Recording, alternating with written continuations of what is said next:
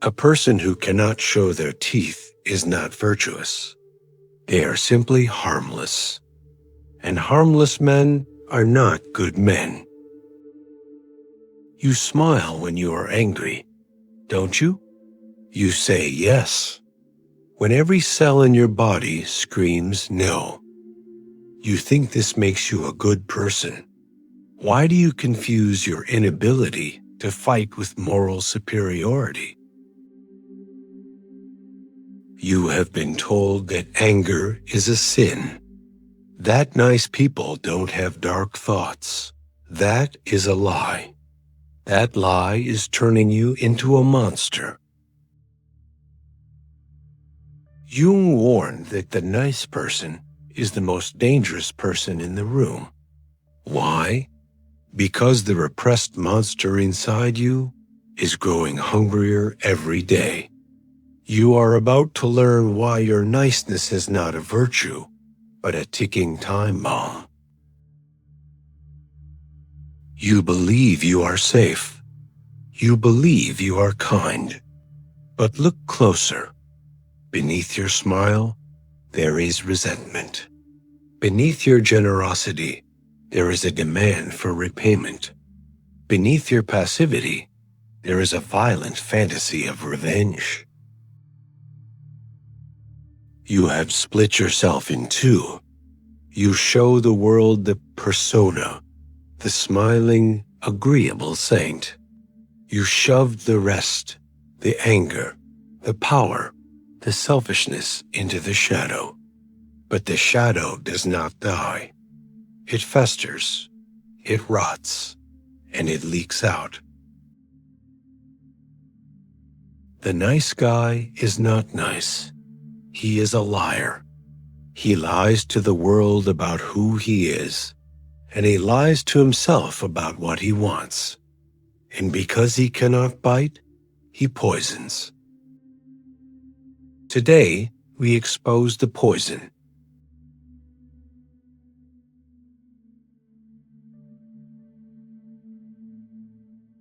Why are nice people capable of the greatest cruelty?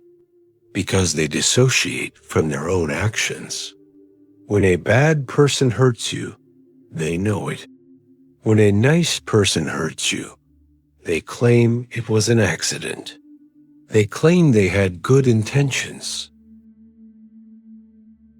This mask of innocence allows you to commit terrible acts without feeling guilt.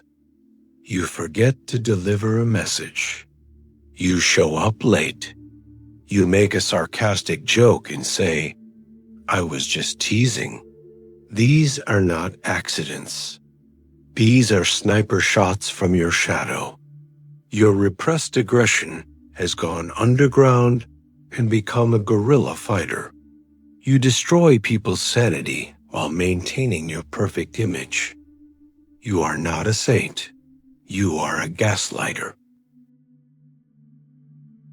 David is the nicest guy in the office.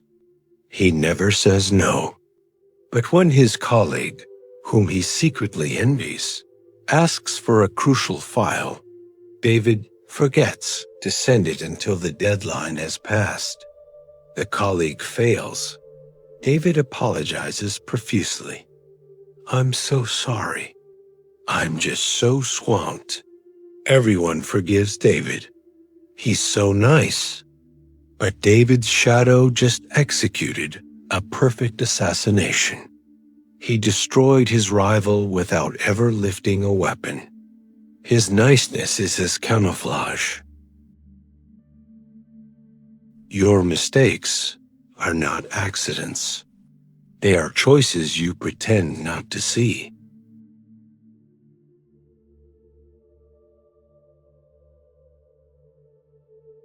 What happens to the anger you swallow? It does not vanish. It turns inward. Depression is often anger turned against the self. Anxiety is the fear that the shadow will break loose.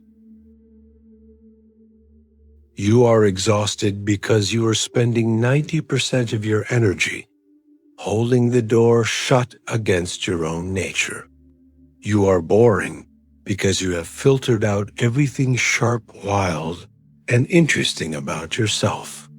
You are weak because you have cut off your access to your own aggression, which is the fuel for all action.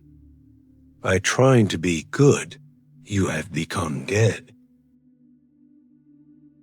Sarah is a pleaser.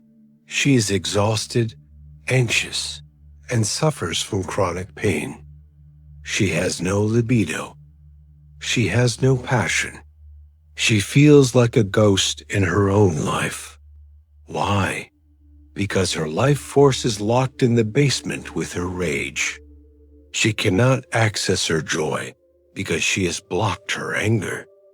The pipes are clogged. She is dying of politeness. I'd rather be whole than good. Carl Jung. You have chosen to be good, and the price is your wholeness. What you call depression is aggression with nowhere to go. You see the lies. You feel the cost. But the most dangerous consequence of your niceness is what it does to your ability to love.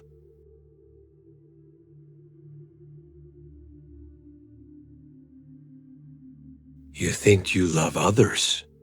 You don't. You need them. Your love is a transaction. I will be nice to you, so you must be nice to me. This is not love. This is a covert contract. Because you cannot say no, your yes is meaningless. Because you cannot leave, your staying is not a choice. A person who is incapable of aggression is incapable of true morality. If you cannot hurt someone, your gentleness is not a virtue. It is a lack of options. You are not a pacifist. You are harmless. And there is no virtue in being a victim. True love requires the capacity for defense. How can you protect your partner if you cannot fight? How can you stand for your values if you cannot withstand conflict? Your niceness makes you useless in a crisis. Mark's wife is insulted by a stranger at a party. Mark, the peacekeeper, laughs it off. He tries to smooth things over. He changes the subject. Later, his wife is furious. "Why didn't you defend me?" she asks. Mark says, "I didn't want to make a scene." Mark thinks he was being diplomatic. His wife sees him for what he is, a coward. He valued his own comfort over her honor. His niceness was a betrayal. A yes from someone who cannot say no is meaningless. The mask is slipping. You are seeing the cowardice beneath the smile. If you are ready to stop being nice and start being real, write "I am not harmless" in the comments. Let's see who is ready to be dangerous.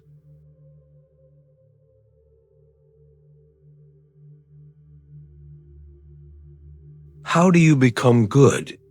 By becoming dangerous. Jordan Peterson said, "You should be a monster, and then you should control it." A dangerous man who chooses peace is a virtuous man. A weak man who has no choice, but peace is just weak. You must recover your sword.